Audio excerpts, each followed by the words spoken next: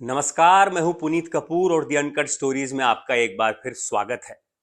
आज की स्टोरी में हम बात करेंगे एक ऐसे आदिवासी समाज के बारे में जहां चलता है महिलाओं का राज।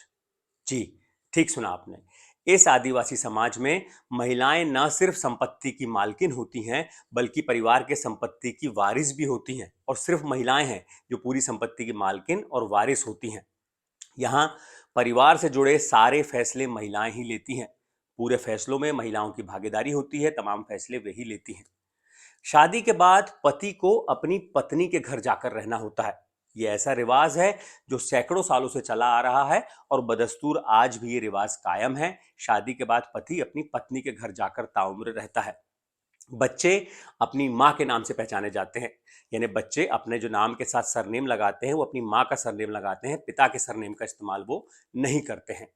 खानदान का नाम, खानदान की वंशावली महिलाओं के नाम से जानी जाती है और महिलाओं के नाम से आगे बढ़ती है। पीढ़ी दर पीढ़ी महिलाओं के नाम से ही वंश पूरा का पूरा आगे बढ़ रहा है। हम बताएंगे इस पूरे आदिवासी समाज की कहानी, लेकिन उससे पहले आपसे एक गुजारिश कि अगर आपने हमारे चैनल को सब्सक्राइब नहीं किया है तो कृपया प्लीज चैनल को अभी सब्सक्राइब कर लीजिए। तो अब बात करते हैं ऐसे आदिवासी समाज की जहां पर महिलाओं का चलता है राज। हम बात कर रहे हैं मेघालय में रहने वाले खासी जनजाति समाज की। खासी जो समाज है वो मात्र सत्तात्मक महिला प्रधान समाज होता है। ये मेघालय की आबादी का एक बड़ा हिस्सा है। जो खासी जनजाति के लोग हैं, खासी जनजाति का समाज है, ये मेघालय की पूरी आबादी में एक बड़ा हिस्सा है। लगभग एक तिहाई से लेकर आधी आबादी तक की खासी जनजाति के लोगों की है। मेघालय भारत का इकलौता राज्य है और खासी ऐसी जनजाति है जहां पर आज भी मात्र सत्तात्मक परंपराओं का पालन हो रहा है लंबे समय से, और आज भी बदस्तूर जारी है। ये रिवाज आज भी कायम है। परिवार की जो सबसे छोटी बेटी होती है वो संपत्ति की उत्तराधिकारी होती है। वो बाद में उत्तराधिकारी के बाद जब वो बड़ी हो जाती है तब वो संपत्ति की मालकिन बन जाती है। मसलन अगर परिवार की संपत्ति बेचना हो तो उसका फैसला परिवार की छोटी बेटी करेगी जो मुखिया होती है। उसको किसी से इस बारे में पूछने की जरूरत नहीं है। उसके अलावा कोई और परिवार की संपत्ति बेच भी नहीं सकता। उसको जो सबसे छोटी बेटी होती है उसको खड्डू कहा जाता है। एक नाम है खड्डू, जो रिवाजन जो परंपरा के तौर पर सबसे छोटी बेटी को कहा जाता है। वो घर की एक तरीके से मालकिन, संपत्ति की मालकिन और वारिस होती है। अगर मसलन किसी परिवार में 3 बहनें हैं तो तीनों की शादी होगी, उनके पति आकर इस घर में रहेंगे जहां पर बहनों का घर है, जहां पर बेटियों का घर है, वहां पर आकर पति उनके साथ में रहते हैं। इसमें एक थोड़ी सी आजादी है।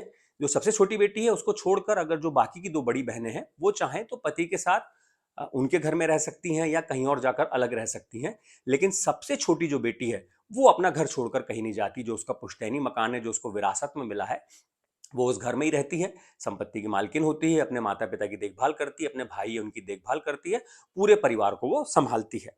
संपत्ति में तो महिलाएं और बेटियां वारिस होती हैं। इसके साथ ही खेती में, व्यापार, बाजार, दुकान में भी महिलाओं की हिस्सेदारी होती है। एक तरीके से कमान उनके हाथ ही होती है।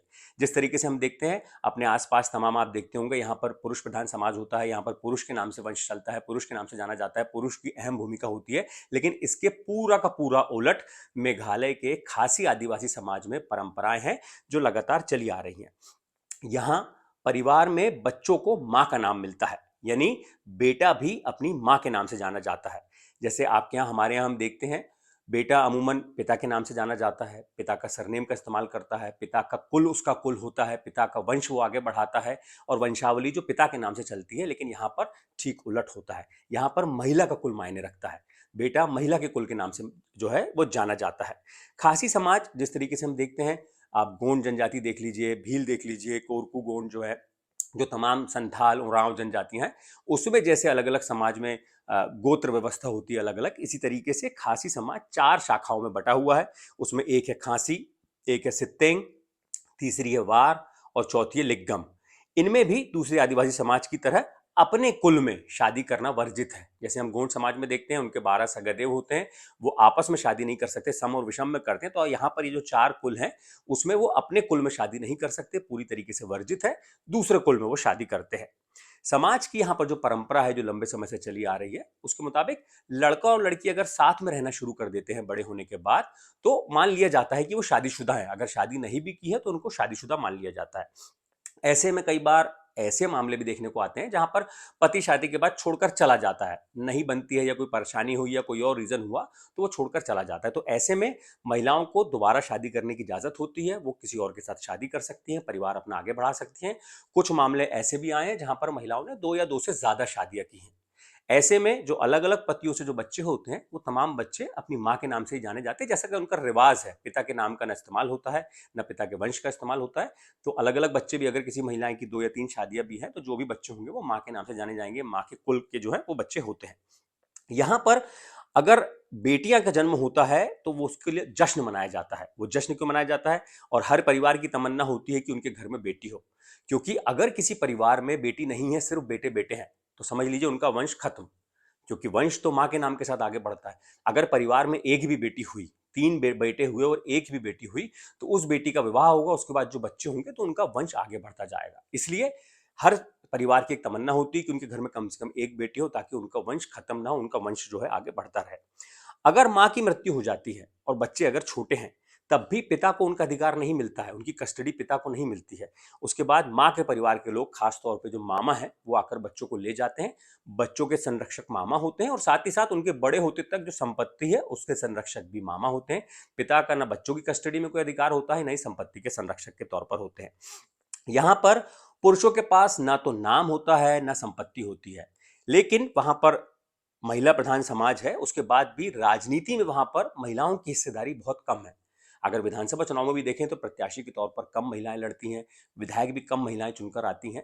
तो एक कह सकते हैं एक तरीके से राजनीति में दखल पुरुषों का है, लेकिन घर की प्रधान, घर की मुखिया वो महिलाएं होती हैं। बाहर राजनीति में पति अपनी चला सकते हैं, लेकिन घर में उनकी नहीं चलती। घर में चलेगी तो सिर्फ महिला की चलेगी। इसलिए ये एक मात्र सत्तात्मक समाज है और बड़ा ही दुर्लभ है। भारत में इस तरह की जनजातियां आपको कहीं और देखने को नहीं मिलेंगी, सिवाय मेघालय को छोड़कर, जो सैकड़ों सालों से अपनी मात्र सत्तात्मक परंपरा को चलाकर चलते हुए लगातार वहां पर आ रही है। हालांकि आदिवासी समाज जो खासी है, उसके पुरुष लंबे समय से, करीब 20-30 सालों से इस परंपरा, इस व्यवस्था के खिलाफ आंदोलन चला रहे हैं, आवाज उठा रहे हैं। उनका कहना है कि ये जो उत्तराधिकार की व्यवस्था है, जो संपत्ति के मालिकाना हक की जो व्यवस्था है, ये भेदभाव वाली, लैंगिक भेदभाव है। उनका कहना है कि लड़का और लड़की के बीच में भेदभाव होता है, दोनों को बराबरी से हक मिलना चाहिए। इस तरह की मांग लगातार कर रहे हैं।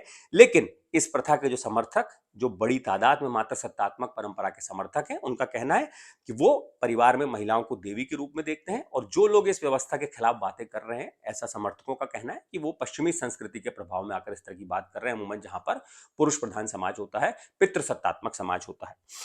मेघालय के इस आदिवासी समाज में मात्र सत्तात्मक प्रथा परंपरा कब शुरू हुई, इसका कोई लिखित इतिहास नहीं मिलता है, लेकिन ऐसा माना जाता है, जो कि वहां की लोक कथाओं में लोग बरसों से, बुजुर्गों से सुनते हुए आ रहे हैं। उसके मुताबिक इस समाज के पूर्वज योद्धा थे और लंबे समय तक वो युद्ध लड़ने जाते थे, परिवार से दूर होते थे। तो फिर परिवार की जिम्मेदारी महिलाओं के, बेटियों के हाथ में रहने लग गई। और कई बार योद्धा युद्ध में गुजर जाते थे, शहीद हो जाते थे, तो फिर उसके बाद वंश आगे बढ़ता रहे और संपत्ति का जो आगे मालिकाना हक है वो महिलाओं को मिल जाता था। तो ऐसी कथाएं हैं कि इस तरीके से परंपरा वहां पर शुरू हुई और बदस्तूर जो है ये लगातार चली आ रही है। कुछ जगह कथाओं में ऐसा भी जिक्र मिलता है कि जो योद्धा थे वो युद्ध लड़ने जाते थे, वो गुजर जाते थे, तो जो निधन हो जाता था, तो उसके बाद जो लीडर होते थे उनके, वो पुरस्कार के तौर पर महिलाओं को संपत्ति का हक देते थे और वंश आगे बढ़ाने के लिए अपना नाम इस्तेमाल करने की इजाजत देते थे। खासी जनजाति की अपनी भाषा है, अपनी जीवन शैली है, उनकी अपने अलग रीति रिवाज हैं, परंपराएं हैं, उनके नियम कायदे हैं, जिसका लंबे समय से वो पालन करते हुए आ रहे हैं। और क्योंकि ये मात्र सत्तात्मक समाज है, इसलिए एक तरीके से कहा जाता है कि मेघालय में खासी आदिवासी समाज महिलाओं के लिए स्वर्ग है। वहां पर महिलाओं के खिलाफ अपराध भी काफी कम होते हैं और महिलाओं को इतने ज्यादा अधिकार किसी और दूसरे समाज में देखने को नहीं मिलते हैं, सिर्फ खासी जनजाति समाज में मिलते हैं। और बड़ी अच्छी बात यह है, बड़ी खूबसूरती की बात यह है कि सैकड़ों सालों से वो इसको सहेजे हुए हैं। कुछ लोग इसके खिलाफ आवाज उठा रहे हैं, लेकिन ज्यादातर लोग समर्थन करने वाले हैं और जिनका सोचना है कि ये परंपरा पूर्वजों से चलती आ रही है और आगे भी चलती रहनी चाहिए, महिलाओं का सम्मान होना चाहिए। और वाकई में बहुत अच्छी बात है, महिलाओं का अगर सम्मान हो रहा है किसी समाज में तो वाकई में बहुत तारीफ के काबिल है।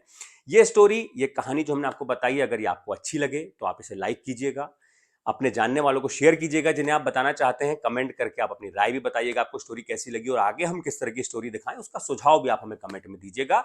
और हमारे चैनल को सब्सक्राइब जरूर कीजिएगा प्लीज। शुक्रिया।